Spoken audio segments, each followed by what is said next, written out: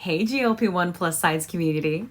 Before we jump into the podcast, please take the time to leave us a 5-star review on whatever audio platform you're listening to the podcast on. Share your story and how the podcast has helped you. This will help us get referred up in the audio platform so that we can reach more people that need our help, our support, and guidance from our doctors. Help us get loud and change things. Are you interested in understanding GLP-1 medications like Ozempic, wegovy, or Mounjaro? Then join us on the Plus Sides, Cracking the Obesity Code, the groundbreaking podcast helping people change their lives one episode at a time. The Plus Sides podcast is a disruptor. We're breaking down barriers, smashing stereotypes, and sharing inspiring stories that'll leave you feeling informed and empowered. Join us every week to learn from doctors who are specialists around GLP-1 medications like Ozempic, wegovy, and Mounjaro. They'll provide you with science and facts to validate these incredible stories. But that's not all. We'll also bring you the voices of the GLP-1 Mounjaro TikTok community, real people who face the challenges of obesity-related diseases and disorders and discovered the incredible plus sides of GLP-1 medications. Our episodes are filled with heartwarming stories, laughter, and moments of triumph. You'll connect with our amazing community members who are reclaiming their health and experiencing their fullest lives. Are you ready to embark on a journey of discovery and empowerment? Tune in to the Plus Sides, Cracking the Obesity Code, and together we'll change the narrative around obesity and end the stigma. Subscribe now on YouTube or your favorite podcast platform and join our incredible community. Let's celebrate the plus sides of life together because every story deserves to be heard. Every life deserves to shine, and everyone deserves access to expert knowledge and medication. The Plus Sides Podcast. You're not alone. It's not your fault. You want to know a hack to get insurance to cover your GLP-1 prescriptions? Here's the truth. Most people get denied the first time that they try, and insurance companies are betting that you're just going to give up. But you do have rights, and you can appeal not just once, but multiple times. The problem is the process is confusing and it's time consuming, and a lot of providers just don't have the bandwidth to be able to fight through it with you. So that's why I partnered with Claimable. It's an easy-to-use tool that helps you build expert-backed appeals proven to work. So don't give up on your shot at coverage. Exhaust your appeals. Go to getclaimable.com/plussides to learn more and use code PLUSSIDES with a Z to save. Want the fastest working GLP-1?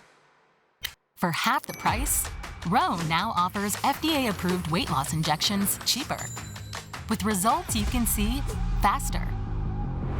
Lose 15% of your weight with the formula from Eli Lilly that hits not one, but 2 hormones to curb hunger and nausea. Weight loss faster, confidence higher, price cheaper. See if you qualify at ro.co/TV. Welcome to the Plus Sides podcast. To the Plus Sides. Welcome. Oh, Kat, is that a new jingle? I guess. Is that our new jingle? Plus Sides. I still have to remember to create that song. My younger sister wrote some lyrics. They're really fun. So, one of my goals, It is a goal because we have 852,000 goals and day jobs and families and all things. So we're thankful that you're here with us. Let me tell you who you are, what we're doing, what all this is. This is the Plus Sides Podcast. This is a guide to metabolic health if you struggle with metabolic disease like obesity and type 2 diabetes. And this podcast is filled with people from a community to share their stories. And we also like to validate those stories with facts, science, and data by having on doctors that are experts in this field to be able to help us learn, right? And heal and grow. And that's what we do here. So that you have all the information that you need, right? Because we want you to be able to advocate for everything that you need because you're worthy of care. We're so glad to have you here. This podcast is a big deal. It is in the top 1.5% of all podcasts in the world, and we are niche and we focus on this. So we're so thankful for you. And if you would take the time to, if you're watching it, to like it or to subscribe for free, if you want to subscribe. do all the things, engage with all the great reviews because rate and review. Yes, we need ratings and reviews, please. It helps us out so much. And we're so thankful for your engagement and for you supporting the show. My name's Kim, and I have been on a GLP-1 for 3 years. I lost 110 pounds, and then I gained back 20, and then I lost 10, and this is my life. Why? because obesity is a chronic disease. And I've been dealing with it since I was a little girl. So that's what we talk about here. That's who I am and why I'm here. And who are you, Kat? What you doing? Why you here? Who are you? I'm Kat. I have also been on GLP-1 for 3 years since 2022. And I found out that Kim was on a GLP-1 sort of like by accident. We were stalking, not stalking, but I was just, You're a loafing friend through, stock, yeah, friend stock, a friends frog. talk, a frog talk. Right. Oh, that happened last Friday. So we're not going to touch on Sure. that. Okay. Just go to my TikTok and watch that adventure. Anyway, but I found out that Kim was on the Ozempics, and I Mhm. was taking Mounjaro super secret back then. Like I didn't tell anybody. And I was like, "Oh, Secret. Kim, you're on the Ozempic? Well, I'm on Mounjaro. Wow." Yeah. That's So exactly anyway, how it went, only it was in the wow. comments on a video I was on TikTok, and she's like, "Oh, you're doing it too?" And I was like, "Yeah." And then, like, what, 6 months in, I was like, "You wanna start a podcast?" And we're like, Do "What it. would happen if 2 friends with ADHD started a Gee. podcast?" This is what This. happens. This is what This is what happens. happens. Yep. Yep. Mhm. So, like, initially, I lost 60 pounds, and then it went Yeah, to 70 and 80, and then excuse me, no, it didn't. It went to 60, like 65 to 70, and then it went back down to 60, a little bit to 55 pounds, because of perimenopause. perimenopause But sucks. Record government rip. life, yeah, and also just regain. And if the Mhm. longer you listen and the more that you are on this therapy, you will understand. It just goes in ebbs and flows. Yeah, 'cause Yep. it's a disease, a chronic one, and Mhm. it's not your Just roll with fault. it. You gotta roll with it. Just Yes, roll. and you deserve treatment, all the things, so we're I gonna know, talk about this absolutely. today. Yep. Now, today's episode is specifically titled, well, I wanna title it, "The GLP-1 Insurance and All the Bullshittery." But we're gonna talk a lot about really in general insurance companies and PBMs and GLP-1s and formularies and probably a lot of the things that you've heard. And if you follow us on TikTok, you hear us talk about on TikTok lives, but that most people honestly don't really know about or Yeah. understand. Because Yep. it's like, It's how big can and we play scary. this game? How can we play this game if we don't know the rules, right? So let's learn the rules. What do you say? Yes, let's do it. All right. So I let's get love invite in our scary. guests. Welcome, welcome. Hello, Alicia. How are you? It's good to see you again. Hello. Good to So see you glad to again. be here. Yes, good to see you again. We saw Yeah, Alicia at the Obesity Action Coalition back that's right. in We talked July. when we were Yay. in, gosh, it's not even been I that know. long, but it's been long, hasn't it? It It's a feels month, like a month lifetime or ago. so. Yeah. Yeah. Yeah. It's so I think, busy. but yeah, that's where we met. So, Alicia, I won't even like get in the way. Tell us a little bit about who you are and how you help people. Yeah, so my name is Lacey Graham. I'm the co-founder and chief operating officer of a company called Claimable. And in short, we help patients file appeals when their health insurance denies their claim. And we've been doing a lot of work in the GLP-1 space, as you might imagine, quite a few denials. I'd say more denials than really we've seen happen, and changing it faster than we've seen happen in any of the other areas. We do support other areas as well, Mhm. and an area where I'll say I see the most kind of mistakes and misconduct. So an area where we think that there's a lot of patient rights that need to be defended. So glad to be here today. Yeah, absolutely. Because I think you guys help with, from what I recall, you'll help with it's GLP-1s from an obesity perspective as well as type 2 diabetes, right? Yeah, so both diabetes and obesity, as well as other, primary conditions, so sleep Yeah. apnea, or other like cardiovascular risks. Yeah, that's really good. I think that one thing I've been seeing. So I'm not sure how much you know about but Kat and I have been doing this a long time, especially on TikTok. And one of the biggest things that I say and have from the beginning, even now, like whether I'm affiliated with Telehealth or not, is you should exhaust your appeals because they want you to quit. They want you to quit, you know? And we do. Kat and I, we do. We go at it. You know what I mean? So, Yep. but yeah, so go ahead, Kat. Okay. So, from your perspective, why does health insurance feel so confusing for most of us? Is it mostly bureaucracy, or and some of it is it just really confusing by design? I would say definitely by design. I think that, some of it is just the way Hmm. that health insurance has emerged in this country. In this country in Uh-huh. particular, we have I often tell people there are five major different economic models or just system models for health insurance in the world. And we have all five happening at the same time in this country, which makes it very confusing.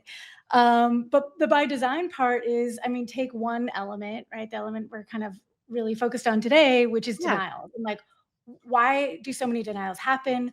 Mhm. Why are denials on the rise? By some estimates, they're growing 10 to 25%. We're hearing, to really expect a jump next year. Yeah.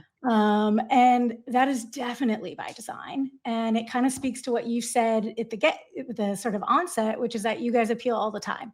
Mhm. The reason why denials happen, the reason why we have prior authorizations in order to allow denials to happen is because nobody appeals. It's like 1%, less than 1% of people appeal a denial. Less than And so one. the reason why denials happen first and foremost is because they get away with it, because they can Right. Okay. interpret a denial as, well, they must not have needed it because they didn't fight back. Mhm. So I think that's the other thing. And then the other thing to keep in mind is that it's an important profit lever for them. So I Okay. think something to maybe like a little bit of the nerd out on the history here, and I was an Yeah. economics major, so forgive me, but denials emerged really as a way for them to kind of, I mean, first of all, prior authorizations used to be like 3% of all claims, like just Mhm. really the most experimental, the most costly places where we wanted to make sure that, Mhm. all the other options had been expired and that this was really necessary. And it's grown into some huge percentage Yeah, I of can see claims. that. Yeah, I don't Yep, remember it like, in my 20s or 30s it being as commonplace in a conversation, prior it wasn't. authorization. It wasn't. And Yeah. then, denials come out of prioritizations because you can deny, prior to someone getting the medication, the service, the surgery, et cetera. Um, and, either they do nothing, which we know about half of people go without. But the other idea is they can steer you to somewhere else or to something else. And unfortunately, as pharmacy benefit managers have grown in their role, we've seen that they're in a position to steer you often based on profitability. But Mhm. I think so important thing to know about why the system works this way and why denials are so common and growing is partly going back to when Obamacare came into play. They set the regulation on how insurance would be priced as a profit percentage. So there's a medical loss ratio, it's 85%, which essentially means they can only make about 15% profit. So how do you grow if you're an insurance company? You either have to grow the cost to grow the profit. So actually they make Mhm. more money by growing cost, or you have to move into other businesses where you're allowed to make profit, aka be the largest employer of providers like United Healthcare is, Oh, or Okay. buy pharmacy benefit managers so that you can steer where people go and then buy the specialty pharmacies and then, so on and so forth. And yeah. so it really set the stage for this huge like vertical integration, which is Mhm. what's partly kind of the big issue we're dealing with today is the fact that nobody stopped that from happening. And in fact, there's a bunch of loopholes in even antitrust laws that allow this to happen. Wow. So I think that's kind of number one. And so in a year where there's not a lot of claims, so COVID times, not a lot of Mhm. denials because they want to make sure they're hitting this number just right. They can't make too much profit because actually they'd have to give everyone a rebate check and they don't want you to get a rebate check at the end of the year. Or sorry, they can't make too little profit because they'd have to give everyone a rebate check and they don't want you to, get that at the end of the year. That was some of the issues that were going on during COVID. And They as in then the doctors or they as in patients? patients, you are the customer. Oh, yeah. You know You are the what? policyholder, or your employer is the policyholder, or the I government is totally the gotten checks policyholder. before and had no idea what they were for, and I asked no questions. Yeah, I do remember getting some checks from, Yes. yeah, during COVID. yeah. Wow, So mind that blown. yeah, because they essentially what happened is they made too much profit, so they had to give it back. Yeah. And if you think about, this misnomer that insurance companies are payers, they actually don't pay for anything. You as a patient or a, policyholder are paying, your employer is paying on your behalf as part of your, you know, reward for working Right. there. You are also paying, we are all paying as taxpayers, Mhm. which then therefore the government pays. So anyways, that's kind of the thing. And then when you saw this huge surge back, because there was this pent up demand of care, Mhm. That's when denials really started to rise because now it was we're making too little profit. We need a way to kind of stop the spend. So, just kind of an interesting thing there. The other big thing is that this movement towards self funded plans. So, another concept a lot of people are confused about is I would say you're under employee insurance. Mhm. 60% of employees, but almost every company that's over 1,000 employees is self funded, which means that your employer is actually taking the risk. They actually are the ones that have the say on whether or not a claim gets paid. The Hmm. insurer is really just acting as an administrator who's managing claims for them. So I think that rise of all these employers becoming self funded, which actually means they are technically the employer, Yeah. has made it really confusing because um, when you're on a self funded plan, no state law applies, only federal law applies. There's not a lot of federal protections. And so it's meant that there's all these kind of ways in which, you have less protections as a patient. And then I think the other thing is this move towards automation, digitization, Mhm. AI has really enabled them to deny you faster and cheaper. Yeah. So electronic prior authorizations means you can get auto denied in the moment. There's no law saying that, that can't be done by AI. And so you're starting to see, I mean, we saw this with CVS Caremark, which we can get into Yep. auto denial after auto denial after auto denial. That said, if you file a patient appeal, there is a law that says a qualified human reviewer is supposed to review it. So Yep. you got to kind of like know these weird tricks. You have to know the legal background. You have to know the like sort of economic background to understand sort of how we got here and why we got here. But I Absolutely. think the net of that is it's by design. And the reason why denials are happening is two reasons. One, because nobody fights back, so they're getting away with it. Yeah. Two, because it's profitable, because if you fight back, it gets more costly, and it would be too costly for them to do these unjust denials. They'd start to actually only deny things they should deny. Yeah.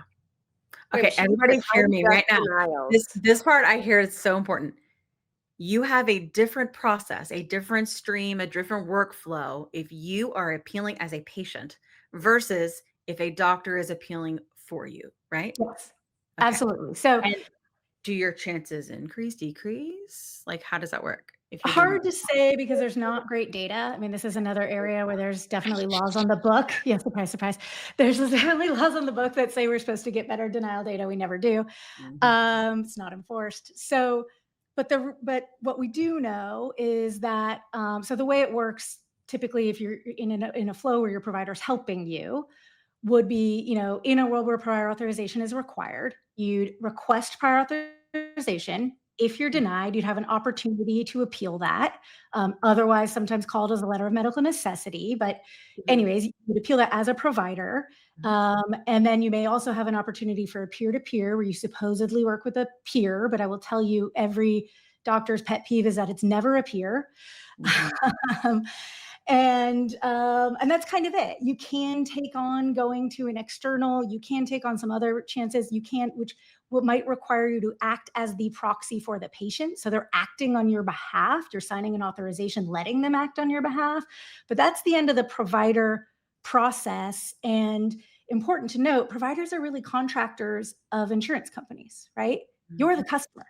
Yeah. True. So you Yep. have additional rights as the customer, which that protect you as a patient and protect you as consumer protection, right? So you have a contract, you're paying for a service, they're supposed to provide that service. In your policy, it says what's covered, what's not covered. Many of these denials are not compliant with your policy. Your Mm. policy says it should be covered, it's still being denied, which means they've contractually not met their obligation to you. The provider doesn't have that contract. They're never going to take that angle. So, patient appeals, regardless of what your provider does. Yeah. If a prior authorization is required, you have to file a prior authorization and get denied first. But from that moment forward, patient has their Mhm. own set of appeals and their own process of appeals. They Yeah. don't need their doctor to take those actions, although sometimes having a letter of medical necessity can help. Okay. So typically, there's your first internal appeal. There's often a second internal appeal. And then sometimes there's a third, or you have this opportunity to have an external appeal with a third party. And I'd love to sit here and tell you these third parties are great, they're totally independent. I will say that your chances of overturn are much higher, and that's where we get a lot of the overturn data. So we know that For example, Medicare claims that go to an external third party are overturned 85% of the time. So Wow. think about that. That means that they're wrong. Their denials are wrong Yeah. 85% of the time. 85. That's a pretty significant And number. wasn't there, like, something with UHC, like, United Healthcare, like, oh, Yeah, they're at getting least it was a sued, couple of like years ago, like, they were being sued because they were just, like, mass denying things, weren't that they? was Cigna as So well, right? oh, Didn't yeah. Cigna So do that? there's many lawsuits. Oh, let's talk about it. So let's talk about some lawsuits. There's some Yeah, good juicy Yeah. tidbits, and some of these I'll start with the ones that were actually referenced in the Senate report last year. Okay. perfect. So I think from Stat News, ProPublico, those are some organizations that have done a lot of work in investigative journalism that have led to lawsuits actually and led to Senate investigations. So one was this was involving, I think, rehab stays. But anyways, there was one around this thing called a dialer where they're using AI to set the dial, set the number of denials you want. And What? if it's a higher number or I percentage of remember denials, then that. obviously the confidence interval of each of those denials is lower. If it's a lower number, the confidence interval is higher. You'd think the confidence interval should be, oh, I don't know, really high, 99%. No, this is what they were doing. So they were setting the denial and just denying people based on the percent. This is what I mean by this isn't a lever, right? You're taking the foot off the gas, off the Yeah. gas. So they were found to be doing that. And so it has nothing to do with the merits of your case. It has to do with that, whether or not they wanted to deny more or not more. They also found in another report that they had a profitability analysis. This is really interesting, whereby, let's say your zip code or your provider's office or whatever community you're placed in, they're looking at how often you appeal, which means how profitable denying you is. And they were denying people less in places where they were more likely to appeal, which is why please, please, please always appeal, because it could actually lower not only you, but your network effect community around you could Yeah. benefit by not Yeah. doing. Yeah. And was Wow. this And there was United Healthcare? this United was part of one of those. I'm gonna like forget. I could probably send you after if you want links to these Yeah. cases. There was a third one that stuck with me whereby they set the facts. So when your provider fax in, all your documents, they set the facts to only take a certain number of pages, which is less than the number of pages that would be required if I gave you all my documents, etc. And they just denied everything as like not enough documentation. But What? Wow. they had set up the That is system. straight trash. I swear to God, these And of people. course, it's not. And of course, there's no record to the provider that says, "Well, we only got a 9-page fax or whatever." They're just like dumbfounded. Like, but I sent that. I don't understand. I sent that. I don't. And this is why they get so frustrated they give up. But Honestly, we just had that with my husband, and our provider continued to send his appeal via fax, and they kept being like, "We didn't get it. We didn't get it." Finally, they were like, "Okay, send it through." Finally, send it through Cover My Meds. So then yeah, we do it, and then we get a letter that it's been approved. yeah, Like, yeah. it's like such bullshit. Yeah, It's it used to be rare for us to see that we fax a lot of appeals because that's if they're urgent, that's the only way to make it urgent. There is no Yeah. electronic appeal. There's only electronic prior authorization for a reason, Mm, again by design. by this And so if you mail it, especially what's going on with the post office these days, yeah, it's could take 2 weeks to get there. We've tried certified mail, which could be faster. However, the issue is most of these are PO boxes, and we've watched those certified mail bump all over to the country. Not accepted, not accepted, no one to sign. And sometimes it could take a month. I mean, we did a study where we like watched these things go all what? over. So the issue is getting them to actually receive it, Yeah, right? And they're saying, well, I have however many days I have, 3 days if it's urgent, 15 days, 30 days, depending on the plan and the situation. Well, that yeah, only counts from the moment I receive it. So I'd say bullshit. yeah, Um, but I honestly, will say it recently with some of the GLP-1, I've never seen so many faxes. We have a send receipt. We know it was successfully sent, yeah, not received. So we've started sending them just multiple times because Wow. it's ridiculous. It's ridiculous. that is That's like it sounds crazy. like what you're trying to avoid getting served divorce papers or something like that, you know? Yes. It It's does. I didn't see it. Nobody saw me. That wasn't here.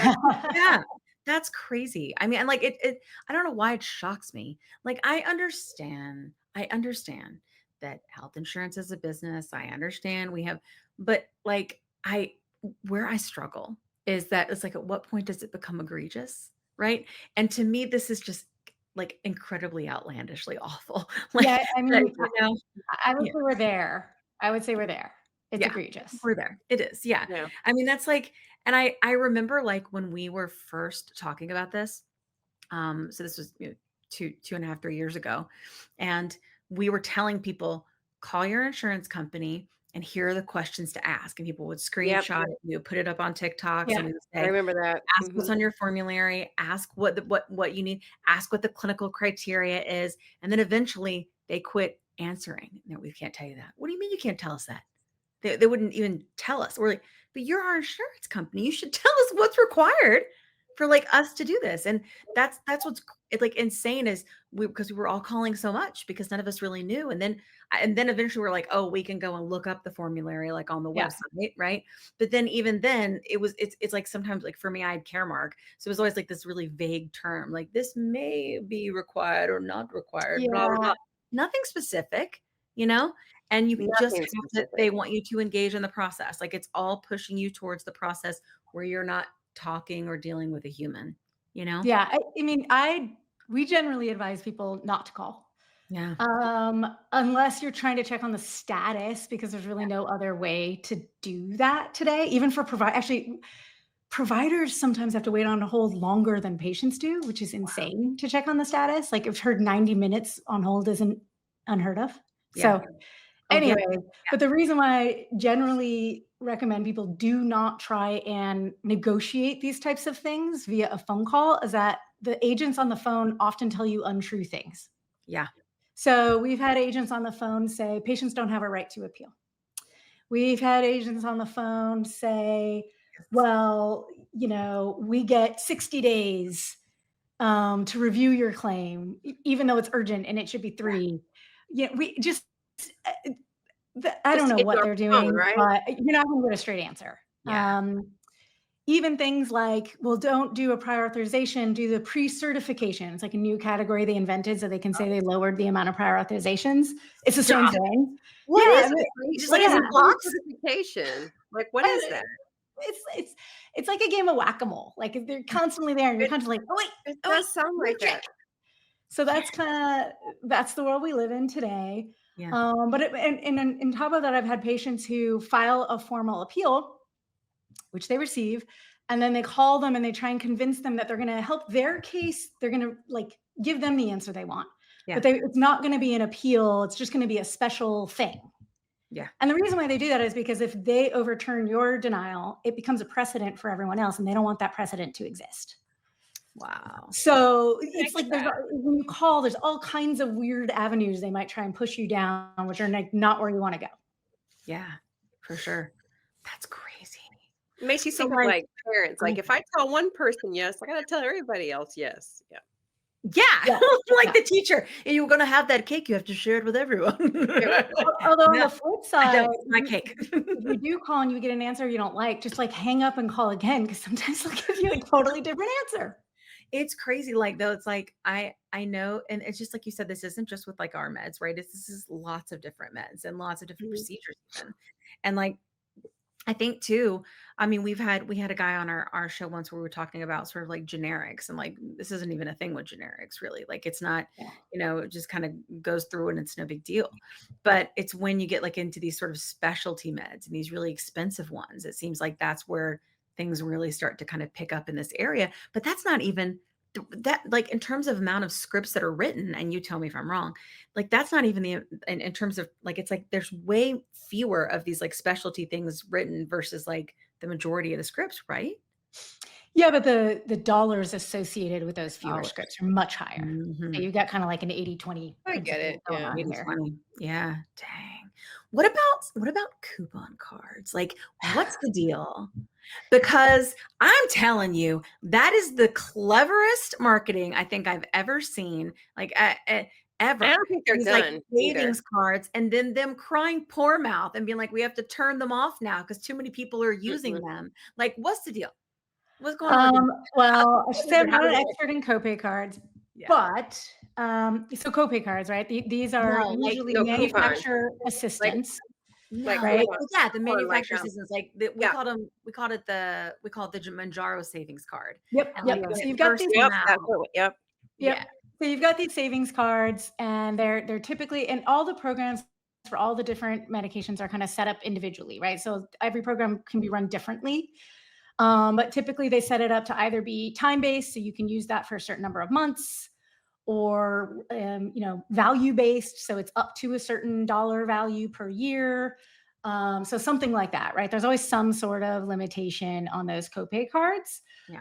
The other issue with the copay cards is there's been this whole market that has been created, GoodRx, RX Saving, whatever. There's a bunch of companies that like somehow they kind of have a take in that.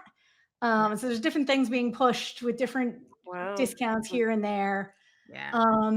And then there's another issue to know about copay cards. I don't think we're seeing this quite yet in GLP-1s, but who knows? Maybe next year. Where there's these I other know. third-party alternative funders that somehow get in the mix. They carve out the benefit, and then they take all the savings of the savings card and then say that you're still on the hook for the entire, Stop. they call maximizer or deductible or whatever, so that your savings don't count towards your deductible. What? So there's all these like nefarious things happening in that world as well to be aware of. But the copay cards, I mean, they were there to make it affordable for people, right? And they're trying to Right. do it in a way whereby if you have coverage, you're getting coverage. If you don't have a coverage or don't have enough coverage because it's on too high of a tier, which for GLP-1s, they're kind of moving them up the tier, Yeah. means the copay will be more. It's meant to kind of make that more affordable. I won't say affordable for more people, right? So Can you that's why talk they about what exist. that is real quick, like the tiers, in case people don't know what it means or Yeah. So there's a thing called a formulary, otherwise known as a drug list. So if you look up your insurer or your pharmacy benefit manager, if you know who that is, so big three, right? CVS Caremark, Optum Rx, Express Script, Mhm. whomever manages your benefit, it's written on your insurance card. Yeah. We could Google that plus, drug list or formulary 2025, or start to look at 2026, which will probably be published in the next couple months. So you can look ahead and know what's happening next year. And you can see where the medications you need to or want to take are.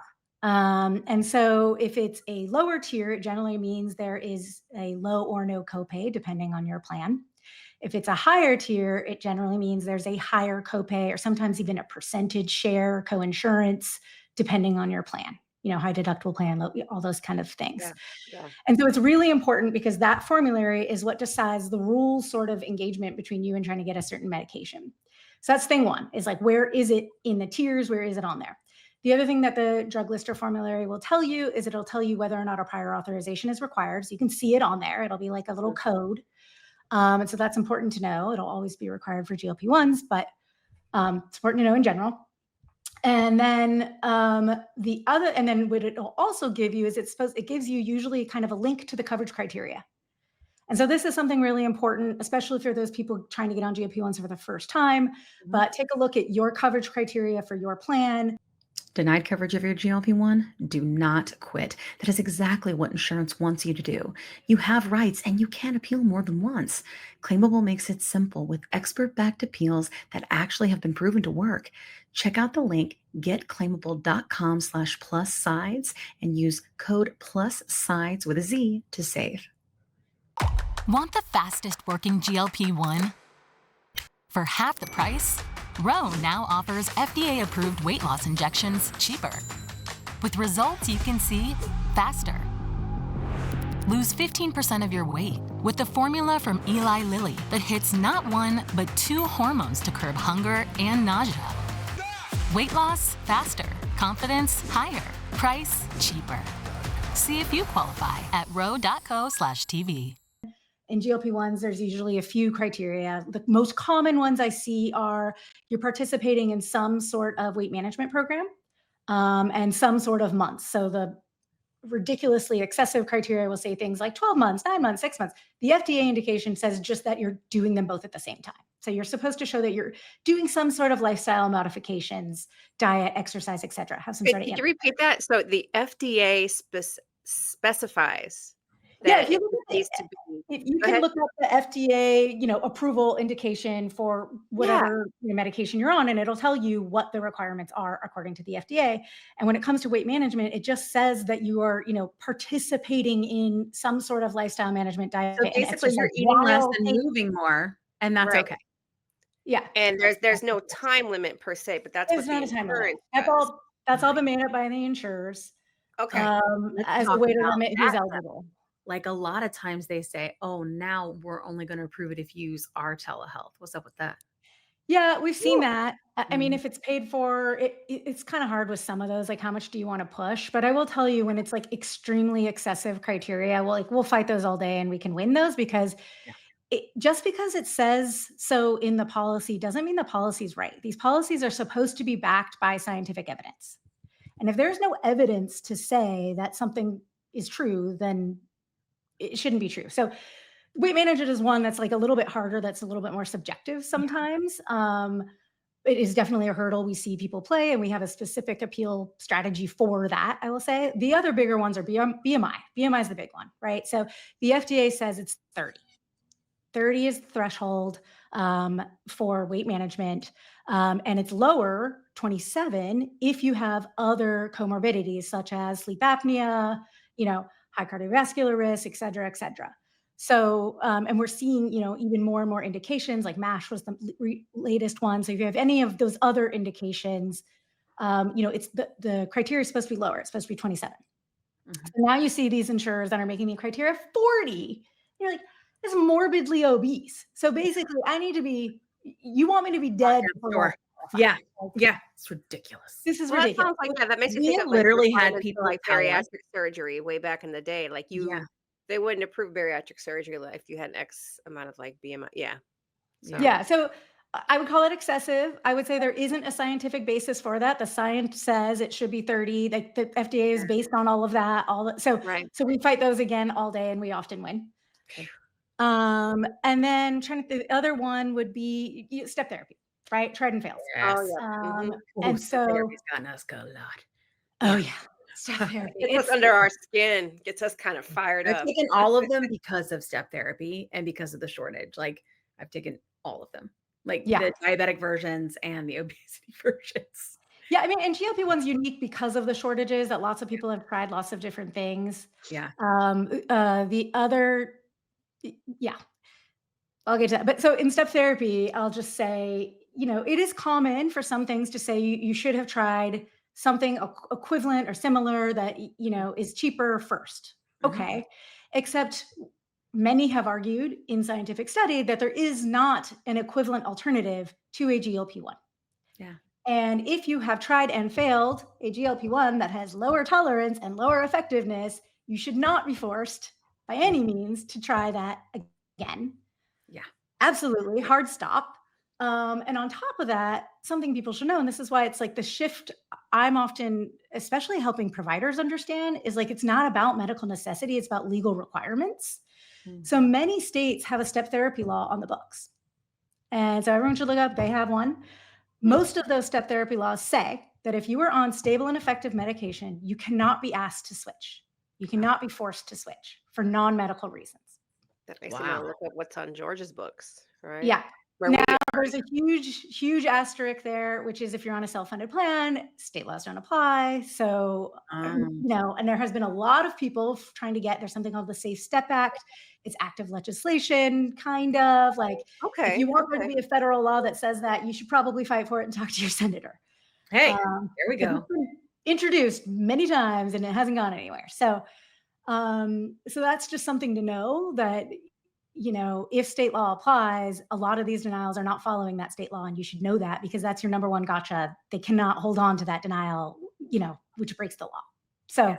Mm, I think that's the other thing about denials. Like I've worked with people who it's like, you have to try 3 drugs. Okay, well, I've tried those 3. 2 I've tried. One is actually black box FDA warning that I'm not allowed to try. Like it'd be very bad for my health. Okay, just kidding. Now you have to try these 2 other drugs. Okay, just kidding. Now you have right. to, and you're just like, you're just making it up. And so the other thing I want to tell people about step therapy is I'm seeing the really worst offenders be these like third party administrators. I won't name their names, but these other weird parties that are not your insurance company and maybe Mhm. even aren't even your pharmacy benefit manager, Mhm. that just feel like they're making up denial reasons time after time. If it doesn't say that in your policy, in that coverage criteria associated with prior auth, that is not the rule. That is not the policy. You do not have to take those extra drugs. So it means that that denial is not compliant with your policy. So I think Okay. that's kind of a one thing to just note that like most of these step therapy laws also say it's a maximum of 2, not 4, not 6 that you Yeah. you can try, something like that. So Yeah. those are Ki ridiculous. Kim, how many steps did you have to go through? You had to go through a So I couple. took Victoza, Saxenda, and then I did not have to do Rybelsus. I had to do Ozempic, and then eventually Wegovy, and then eventually Mounjaro, and then eventually zepbound. So I've That's done, interesting. All of them yeah. are like the same drugs. There's like Yeah, this that's like, gray but area it here. didn't matter though. It So was like all about how it was indicated. And actually, when I first started taking the medicine, the type 2 diabetic versions, I didn't need a PA for. I only needed a Yeah, PA you for don't. the obesity versions. But then eventually I had to do a PA for any of them, but in the beginning I didn't. It was very rare. It was very rare to like when people were getting Manjaro for me not to have a PA for that. I mean, eventually, I did, and I had to go through all the things and won and stuff, but still it's like but I fought, you know? Yeah, And I you think fought. a lot of people are like, my insurance won't cover it, blah, blah, blah. And they call someone and they talk to someone on the phone. It's just some Yahoo answering questions. Like they don't, that's just their job. You know what I mean? Yeah, And they say whatever and what they're told to say and whatever it is to get you off the phone or, and I think that, and then people are like, well, I guess it's not covered and this is it. And then they give up. Either they yeah, go to compound or they don't, because like I think that's something like in terms of obesity, like, like literally this many people, right? If we're talking about 20 for 25% of insurance, right, can get on the medicine, right, from insurance coverage, right? And then there's like compound is still three, depending on what it is, like $300, $500 a month, something like that, right? yeah, yeah, So you think like that's this many people, but this many people have obesity. Like, so what are they gonna do? And they just quit. And then it just like literally yeah. just kills us slowly. And And all it's not just because we didn't yeah. try to appeal, right? Yeah, and it's not even just obesity anymore. It's Yeah, all these other and growing indications. I mean, look at the pipeline of indications coming. mhm, true. I mean, the number of eligible adults in this country is going to be huge. yeah, I mean, absolutely. um, so so yeah, you're absolutely right. And having you try all those things, and some of this is if it's been long enough, like maybe something was still experimental. But at this point, Yeah, we know that GLP-1s are way better than the older options. I And agree. at this point, we know that you know, Zepbound and Wegovy are not even equivalents as well in Yeah, terms of especially tolerance for a lot of people. So yeah, I think, those are things you can fight for. yeah, Those are things, your provider can also say, I don't think this is safe for them.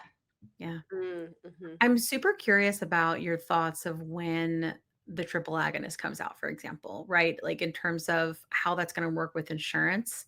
Like, do you have any perspective to share there? Because I Well, feel like it's going to be yeah. so expensive. And I just like, I don't know. Like, will it be on formularies? Will everybody have to cash pay? I don't even know. We will get coupon codes. Will we get coupon Well, cards? generally, $25 to get us yeah. hooked again, like little juggies that we are. Well, generally okay, so generally sort of the journey of a new drug coming to market will Okay. be once it gets its FDA approval, Mhm. the insurance companies certainly drag their feet to make that approval turn into policy. And some of that is they have a board that updates formularies and they only meet once a quarter or once every 6 months or once every whatever. And even then, in like the pharma world, or pharmacy world, they call this sort of new market access block. So even then, they do this thing where they don't give it a code, and therefore there's nothing to bill against. And so it takes sometimes over a year to get the right steps in place to make there even be a policy. Yeah. That said, just because there isn't a policy doesn't mean there isn't access. What it does mean is that in order to get access, you have to file for a formulary exception requesting access. And sometimes not having a policy is better than having a really bad restrictive policy. So what you're saying is this isn't experimental, it was approved of the FDA, or all these Mhm. other people have had claims filled because maybe some insurer already has a policy, they're kind of ahead of the curve. And so what you're really proving is it's not experimental, it's proven treatment, it's the best next option for me. You're going to need your provider to back you up with that with some sort of statement, Okay. but it could still be your appeal. Um, and I want access. I need access. It's medically necessary for me to have access to this. And they are supposed to review that, and that can get approved if you make a case. So, but that is kind of the process. So there will be this period of like policy catching up to science. Okay. And that's always happens. I will say that Mm. these pharma companies will be, I'm sure, working very hard to make sure there's lots of programs in place to help guide people through some of that. Yeah. And they may be more on top of how to address that than even your providers are. Yeah. When they get FDA approval, like, I feel like when FDA approval came through for zepbound anyway, we were all just like bated breath, like waiting for it Yep. to happen, hoping it would become on more insurance, right? Formulators, so those that were taking Wegovy could try it and all the things, right? And but like I remember it being so fast. Like it went from we knew it was approved to it had a name to it was on formularies. It was Yeah, like, yeah, but Very it also was like so anticipated. And I remember like they'd been like they had called it fast tracked, like they were fast tracking yeah. it for approval, right? But that's not something I really understood what was going on or why that is. Do you have any insight in that? Yeah, I think the main thing to understand is by the time something gets FDA approved, it's been in that FDA pipeline for sometimes 10 years, Yeah, 5 years, certainly 3 or 4 years. yeah, So it may feel fast to you, but yeah, on the other side, it Mm. probably feels like a glacier moving, It's like Right. we've Yeah. been waiting, we've been waiting. The test has been done for, months and months and months, and we're still waiting for the answer. And so they're ready, right? They've spun up a commercialization team usually 2 years prior to FDA approval. They've been ready, they've been waiting, they've been preparing. So I yeah, think that's why those things can happen really fast or feel like they happen really fast. Interesting. Yeah. And something interesting of note, and I know because you guys really look at like what's coming down the pipeline, but that's all public information too. yeah, Anything and where it is in process within the FDA's pipeline, that's all public. So you can plan against that. I think even if you're not that pharma company, even if you're some other player, you can kind of plan against that. yeah. Yeah, that's really interesting. I think like in like with it getting approved and with the triple agonist, I think that what I'm wondering is like the other bullshittery we're gonna get that from this. Like, well, no, no, no, you're doing just fine on Zepbound. You don't need to try this, but maybe we've stalled out for months and months and months and still have, obese BMIs. Or no, no, no, you have type 2 diabetes, so you don't need to be this because this is approved for obesity, not type 2 diabetes. So you don't need to be, you know what I'm saying? Because I'm on Yeah. Mounjaro. Like, I I wonder feel what like foods are there's approved gonna be for. some bullshittery with Yeah. that. Uh-huh. Uh, Uh-huh. no doubt, no No doubt. doubt. I think the off-label stuff is really weird because I think Yeah. outside of GLP-1, there's not like this like willy-nilly switching off-label drug to drug. It like doesn't really happen. There's also not like many other examples that I'm really aware of like it's exactly the same drug with two different names and for two different Yeah. indications. Like That's it's true. weird. Yeah. And it's only in this country. In other countries, it's just one brand Yeah. because of the Yeah. bullshittery, Bullshittery. right? Yep. Yes. It's a way Yeah. through the bullshittery. So Why do you think they do that? I'm not sure. I would just think that I mean, like my assumption is that because they want to be able to charge for more for it. You know what I mean? But I don't like because I think like you can always charge more for like weight loss. Like people will pay for it. But I don't know. I don't think it's just weight loss. I mean, one would argue because the market's so big, so Mm, many people are impacted that True. eventually Yeah. you should be able to charge a little less, right? But if you're thinking about recouping your R&D cost, yeah. um, uh, certainly, I mean, they're profit-seeking entities as well, if we're talking about the pharma companies. So yes, they're looking at will the market bear. Yeah. It is worth pointing out, though, that typically I think prices in this country are about 80% higher than in other countries. Hmm. Yeah. Yep. That's not just the pharma company deciding they can charge more to Americans. A lot of that is because they have to pay to play. And who do they pay? They pay the pharmacy benefit managers. They Yeah. have to pay rebates. I think about it as like you have to pay money to get in that end cap display at like if you go to Target or Walmart or Right. whatever, Mhm. there but they actually have to pay money to even like be on the shelf. Wow. Mm. And no other country has that kind of system. And so no other country has this sort of pay to play thing that really drives up drug costs. That is very American. Yeah. Um, for better or for worse. But I think, like when it comes to like the prices, and I know that there's kind of this stuff going on. We're like raising it in the UK and kind of having it be more on par, like with what we're paying, or technically, what we're paying. But you're right. Like I remember when I went to the Senate hearing when the CEO of Novo Nordisk came down, and Mhm. so my family and I went. And so just with our shirts that Nice said, little family outing. we just said, "Make GLP-1s affordable," and we just showed up, and we just sat, Yeah. and we just went in there, and it did blow my I was very encouraged that our senators understood obesity as a disease. I will say that. I did not think that they got it, like, like, how bad this is, right? But they did. They did get it, and I Yeah. was very encouraged by that. But, like, I remember that the CEO said at the time of Novo was there, and he said, "Well, you know, we aren't that I have dropped the price of medicines before, and they weren't high dollar, and then I was dropped from formularies. So you think that me dropping the price is gonna solve this problem?" No. He was like, "But it's not, Yeah, and he was because asking for that your promise. Yeah. system likes the high value things because they have rebates, and then they make money." Right, and Yeah, remember going back to what I said a while back in this yeah, conversation, in order for an insurance company who's only allowed to make an exact percentage profit to grow, they need the cost to grow. yeah, exactly. Jeez. What a So, mess yeah. this is. God, So I know, like, complicated. I Yeah. we just need to rip it down to the studs. But speaking of ripping down to the studs, so let's talk a little bit about PBM, and, like, and that we talked about how it works. What do you think about reform, and, like, what people have said about that? Do you have, um Yeah, I mean, I think I've been both what would I say? Excited, yeah, intrigued, and also a little bit disheartened by some of the PBM reform.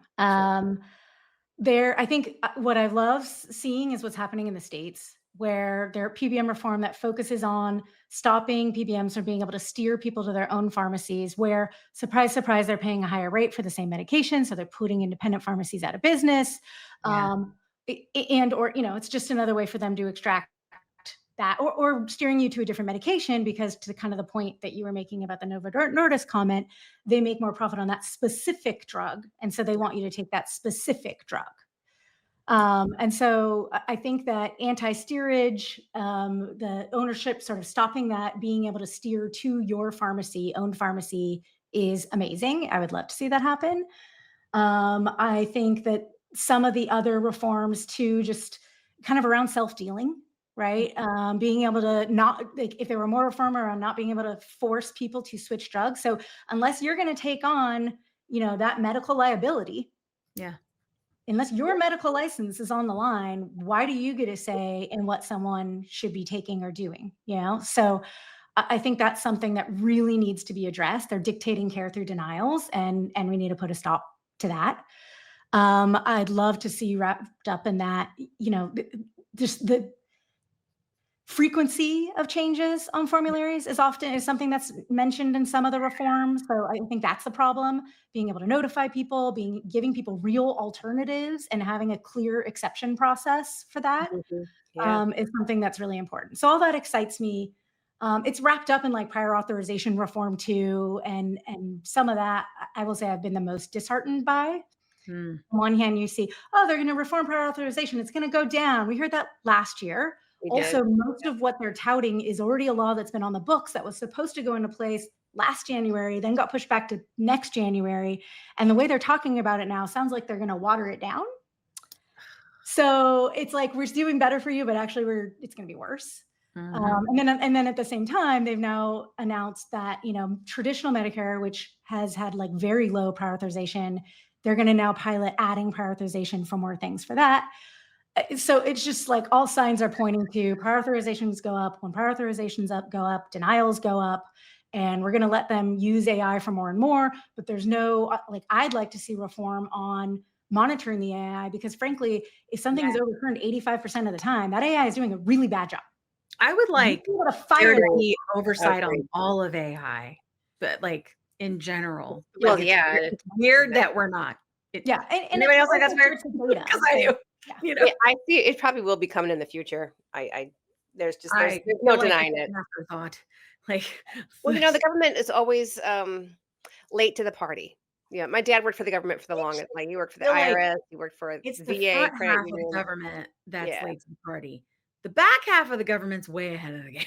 I think, like, I don't True. So know. we'll see. I mean, I think it Yeah, just means that, we yeah, need technologies that level the playing field yeah, more than ever today, that yeah. are accessible for patients, because many patients don't have providers that are helping guide them through this process. Many providers are fed up or frankly can't afford to keep helping people Absolutely. through this process because this is unpaid work for them. Absolutely, yeah. Um, And and it was even worse during the shortage, and I don't think that I'm sorry, we're gonna have more shortages, like, I can't even imagine, like and the more formularies that it does get added to, the more cash pay prices that happen if the price goes lower. There's no way. I don't believe it for a second they're gonna be able to help, not have shortages. Or when the new one comes out, like, it'll be yeah, shortages of the other ones, and so when that happens, like, PCPs, they don't wanna mess with that. They don't because they're calling around and moving scripts yeah, around and back on the fourth. Oh, and then when they put those new gates in place, this is I'm sure you've seen it. Oh no, you have to go up in dose every month, or oh no, your maintenance has to be yeah, this dose and not this dose, but you can't tolerate it. Like it's and the PCPs are just done. But I don't. But like the problem with that is that we don't have. Sorry, I get passionate about this. We don't have enough I love it. obesity specialists or endocrinologists, right, that really understand these medicines, insurance, and all the bullshittery around it, right, to be able to help the amount of people that are sick. So we Right. have to have tools like Claimable for this kind of thing so that we can take the power back. Because if not, like you're going to be waiting to see a specialist to possibly do something that you could have done with, a letter, Yeah. yourself, I which mean, I think we that's a should lot talk of why more about we yep, that. yep.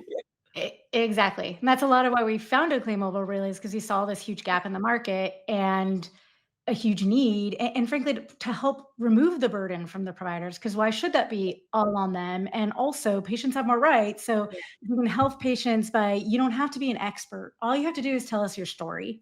Yeah. We'll be the experts in different appeal strategies. So, for example, we have an appeal strategy just for dosing that is weird, right? Like, Ah, yeah. because really all you have to do is explain it and there should be an exception granted. Yeah. Okay. Yeah. So yeah, so having very specific appeal strategies for very specific situations, knowing all the policies, knowing all the laws, and knowing all the science. And then it's really marrying that with your story so that you and your words can be the best advocate for yourself. Yeah. I love that. So when I would love for you to sort of explain like the way that claimable works. Like say like let's just give it like a very common example. I went to my doctor. I want to start one of these weight loss drugs. I hate that people call them that, but it's just what they call them. It's diet culture. But they go, I want to start one of these weight loss drugs. The doctor goes, okay, here you go. Like try to get zepbound. Go sends to zepbound or sends it in automatic rejection, and this Mhm. person's like goes back to PCP, goes rejection, and he goes, oh, it's not on your formulary. And then we're like, wait, you can try Claimable. This is a good opportunity, right? Like in terms of the process, right? What do they do? Yeah, so I think so first of all, you just come to Claimable. Yeah. We've got a whole kind of page with some information about just different GLP-1 kind of denial scenarios. The first thing, really, you just start by answering some questions. You answer questions about what you were denied for. You share your denial letter. You share your insurance card, so we can understand exactly what your plan policy is. Because when you say not on formulary, is that Zepbound's not on formulary? Is it that not all weight loss meds are off formulary? Because those are two very different scenarios with very different chances of success, I will say. Mhm. And then from there, it's you answer some questions for 15 to 20 minutes about the basics of your insurance and the denial, a little bit Mm. about your health history. So other indications you may have. So for example, I mentioned before, but like if you have sleep apnea, there's sort of like a whole other door opens up, right? So Yeah. that kind of thing is important to Or if know. you have MASH, right? You said like Yeah, and MASH now yeah, as well. yeah. Um, and then also importantly, we ask you questions like, how does this impact your daily life? Like, how has your life changed, or how will it be changed with this denial? How does it impact your ability to work? And how and what other kind of urgent situations this could impact? Yeah. So at the end of that, they're in one sitting. It'll take about 2 minutes to generate the letter because we have built an AI powered tool that has all of the data that we've curated ourselves so that it won't hallucinate of Mhm. policy, clinical, and legal. It marries that with your story. It generates a letter right then and there. You review the letter. If everything looks good, you kind of finalize the package. So any extra documents you have to upload, like a letter of medical necessity or a record of something. And then once you hit submit and you say it's approved, we mail or fax it or both for you. Mhm. Something else that's unique about what we do is we have a database of, we call them decision makers and influencers. Mhm. So to what we were talking about before, where sometimes it feels feels like the facts to nowhere and what's happening, Yeah. we don't just send it to that appeal department. We send it to executives at the health plan. If you're on a self-funded plan, we encourage you to send it to your CEO, because they are typically the fiduciary who has ultimate responsibility. Surprise, Mhm. surprise. Yes. But the regulators, so we have a database based on your state and the type of plan, who is the most relevant regulator for you. If there's friendlies who tend to, write legislation about this issue, who are those in the political world who may step in to investigate? And we have had random bureaucrats like pick up a fax off the fax machine and decide this is what I'm doing today. So, um, so that's kind of another big piece of it, but all that's automated. So from start to send, it would be like usually between anywhere from 15 to 30 minutes, depends how verbose you are in your storytelling. Mhm. And that's it. You will have appealed. That's amazing. Yeah. When it comes to something I feel like we talk about getting on and, kind of those different things around like dosage and stuff like that, there are people where they also try to kick them off because their Mhm. A1C is now normal, Yep. right? Or their weight is now normal, or maybe they Uh-huh. haven't lost enough weight, Mhm. right? Or they've lost like that's a big one. Haven't Yep. lost enough weight, therefore it's a fail. Like, are those all things that you can do with Yes. claimable too? So right up front in our experience, we'll ask, what condition was the primary condition, what medication were you denied for, and then we'll ask you what you think the denial reason is. Mhm. There's sort of what we kind of call primary reasons like formulary change or not medically necessary, whatever words it says. And then we'll ask you a follow up question that is like, which of these apply to you? And we actually have an exact reason that's lost too much weight, didn't lose enough weight, all those things. Because really what you're getting at is situations whereby the continuation criteria should have applied, but instead they applied the initial criteria. So really their denial mistakenly applied the wrong criteria. Yeah. And then based on that, we'll tailor and your answers to other questions, we'll tailor the denial Mhm. strategy or the appeal strategy rather to meet that denial reason, that like very specific denial reason. That's great. Yeah. And I would say in all cases, we address medical necessity. It's Mhm. kind of just like what extra denial reasons were there, and therefore what extra appeal arguments will we make? Yeah. I love it. That's great. Mm. Love it. This is Yes. amazing. So speaking of like people who are just getting, or we get a lot of newbies that listen to the show. Yeah. If there's somebody out there who's thinking about trying to start a GLP-1 journey, Mhm. what are some of the steps that you would recommend at the getting coverage? And also, I have another question. Let's say I want to start on a GLP-1 and I hear this episode and I get so frightened. Can I Yeah. come to Claimable first before I even go to Uh, insurance? yeah. Would Good that be question. a good idea as well? No on the latter. I'll tell quick story about that in a second. So, if you're Yeah. just starting out in your journey and you're trying to understand your options, there's a few things I would recommend you do. First thing I would recommend you do is if you're on an employer sponsored plan, I would recommend you get a copy of your summary plan description, otherwise known as SPD. You can ask your HR department for that. That is your contract. That is your policy. It has like 100 pages. You can put it into any AI and then ask it questions. So you don't have to read the whole thing. Oh, But it'll have things like the definition of medical necessity, the step therapy protocols, etc. So that's important. The other thing I get a hang of is it'll reference it, but it's updated more frequently, is the formulary or drug list. Yeah. And given that it's now September, October is when all the plans for next year come up. I would also really think about the timeliness of this. I would be looking at what will the policy be next year, and those will be public soon. Um, and so thinking about that because these things are changing frequently. Yeah. And if you're looking at changing your plan, I would ask for the details. Don't just let someone on the phone tell you. Get it in writing as to whether it's being approved or not. Or what is the rep's name? What was the date of your phone call? If you can, you're in a state you're allowed to record that phone call because if someone tells you it will definitely be covered and then the plan comes and it's not covered, that could be false advertising. So any things to think about here is, does your insurance cover it? Really, really understanding if your insurance covers it today and if your future or present insurance will cover it next year is important. I would kind of start Mhm. there. The other thing is, as I mentioned, looking at that coverage criteria and understanding, do I need it? If that criteria is ridiculous, at the very minimum, you should meet the FDA criteria. And so this is where, the BMI I mentioned, other conditions, et cetera. So I look at that and understand your options there. And then the last thing I'd say is just understanding the differences between different medications, especially as new medications come to market. There are in the clinical guidelines or FDA, there usually it references the different studies, but getting your hands on some of these studies, which you can go to PubMed or there's other places you can do to look at that and really understanding or asking your physician to share with you some of the studies they use when comparing and deciding which medication to prescribe is I think a good idea. Yeah. And then it kind of gets into, who are you going to see for your obesity care? What services do they provide to support or not support you through appeals or prior authorization would be something else to understand. I love it. That's awesome. And then why can't we start with Claimable? Oh, yeah. So Claimable helps you appeal when your health insurance denies your claim. If you have not been denied, you cannot appeal. And also this has come up a lot recently because at least 200,000 people got that forced switch CVS Caremark letter back in July. We didn't really talk about that very much. We didn't really. Should we talk about it? You got 5 minutes? Let's talk about this. I want to hear. I want to hear the Sorry. juice. We're talking about it, but I don't know where else. Let's talk all about it. All of it. Yeah. So a lot of people got those notice letters. We know it's at least 200,000, could be as much as, 500,000 people got those letters. Yeah. They were just a notice. They were a notice because by law, they have to notify you 60 days in advance of a formulary change. A lot of people tried to file an appeal based on that notice, but they couldn't. There was nothing to appeal. It wasn't a denial.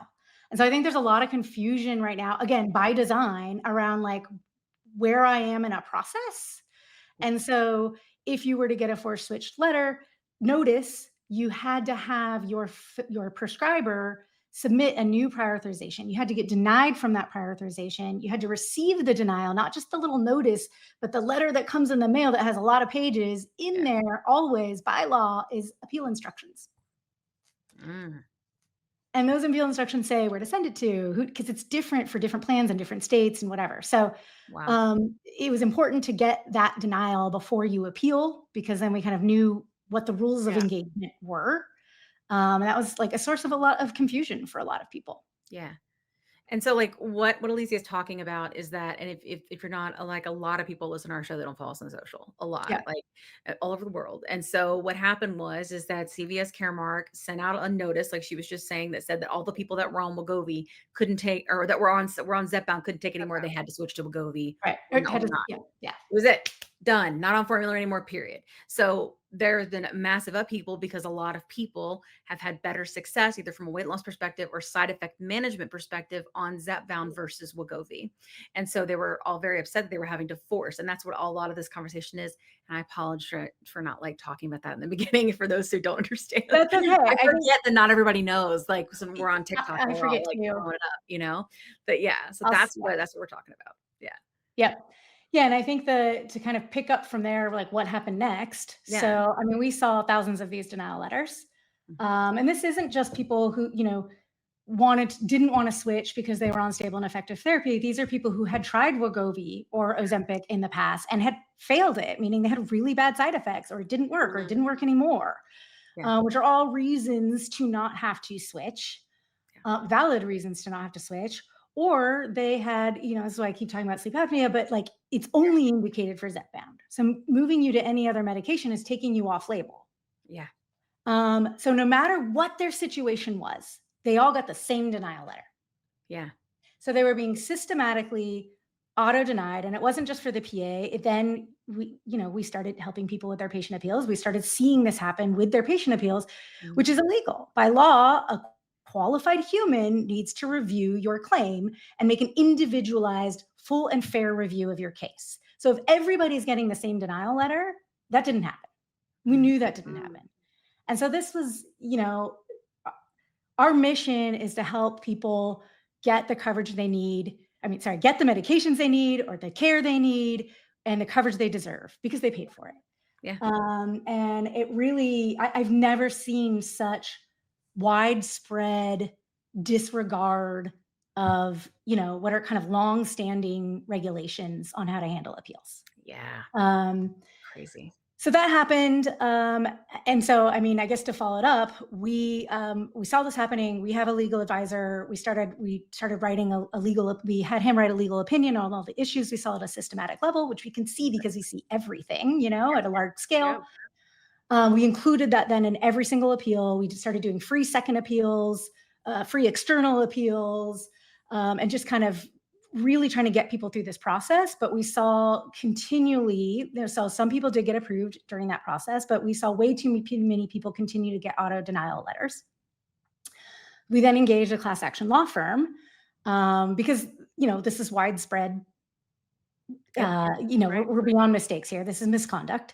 Yeah. And referred some of our patients who were willing to go through that process, and they filed a lawsuit last week. Great. So it's Larkin versus, yeah. So Larkin, Like from like the stories that we're hearing bubbling out right now that's saying like they're getting in trouble for switching this, this was claimable. yeah, because we saw the pattern before a lot of other people saw the pattern, right? I mean, that's kind of the benefit of we can evolve our strategies as we see something's not working. Let's make it work. Like it's kind of some of the benefit of, having somebody centralized that can help connect a larger market of people. Yeah, totally.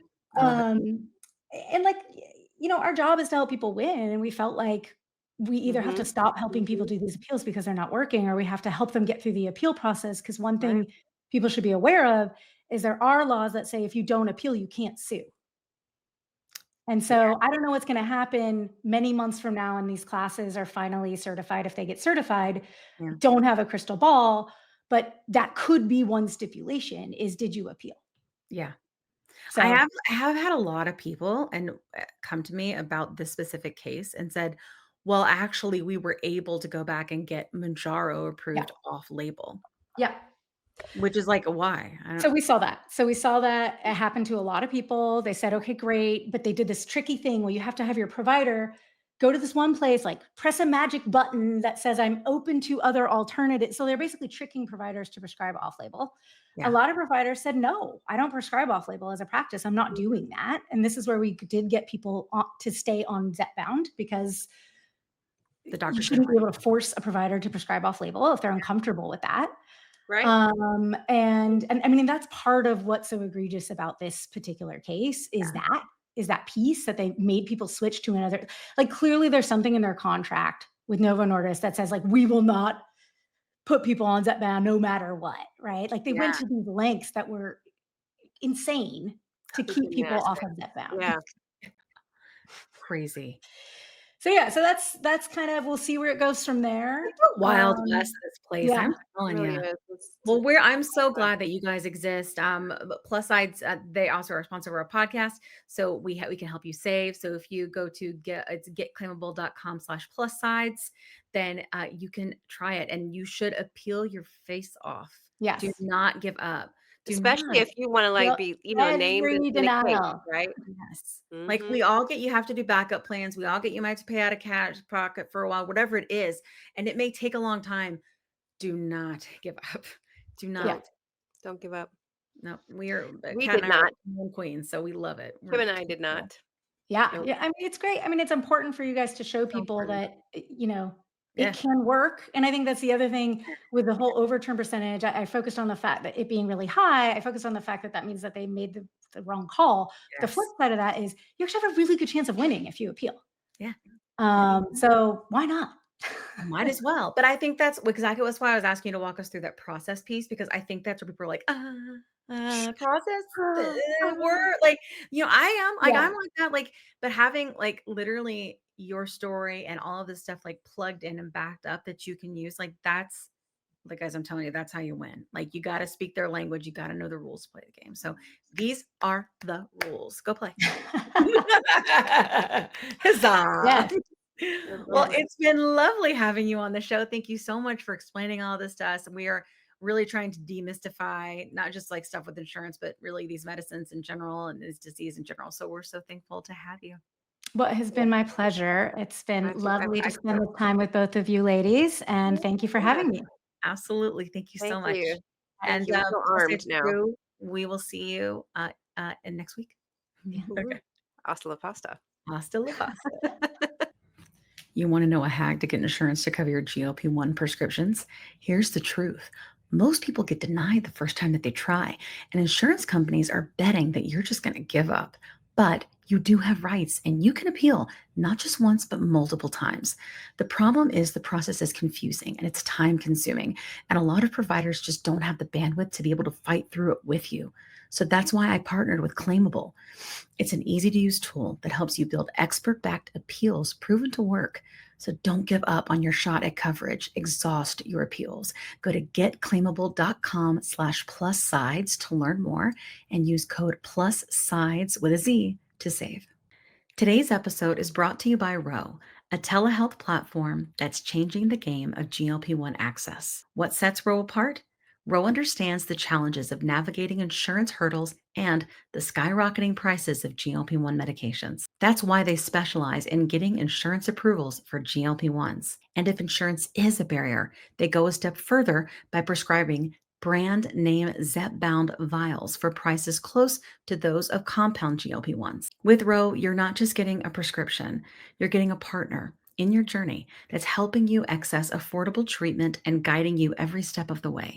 Whether it's insurance approvals or cost-effective alternatives, Ro is here to make sure that you get the medication you need. Visit ro.co/plus sides with a Z today to see how they can help you take control of your weight management journey with affordable, accessible care. That's ro.co/plus sides with a Z, making healthcare work for you. Check out the link in our show notes for more details. Are you interested in understanding GLP-1 medications like Ozempic, Wegovy, or Mounjaro? Then join us on the Plus Sides, Cracking the Obesity Code, the groundbreaking podcast helping people change their lives one episode at a time. The Plus Sides podcast is a disruptor. We're breaking down barriers, smashing stereotypes, and sharing inspiring stories that'll leave you feeling informed and empowered. Join us every week to learn from doctors who are specialists around GLP-1 medications like Ozempic, Wegovy, and Mounjaro.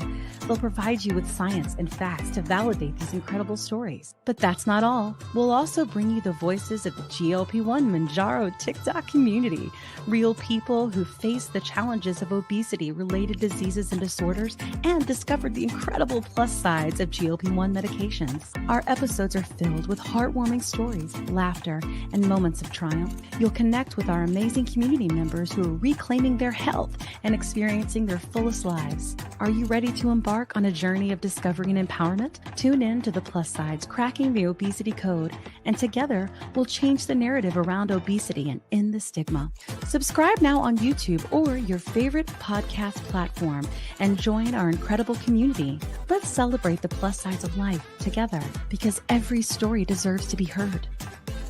Every life deserves to shine, and everyone deserves access to expert knowledge and medication. The Plus Sides Podcast. You're not alone.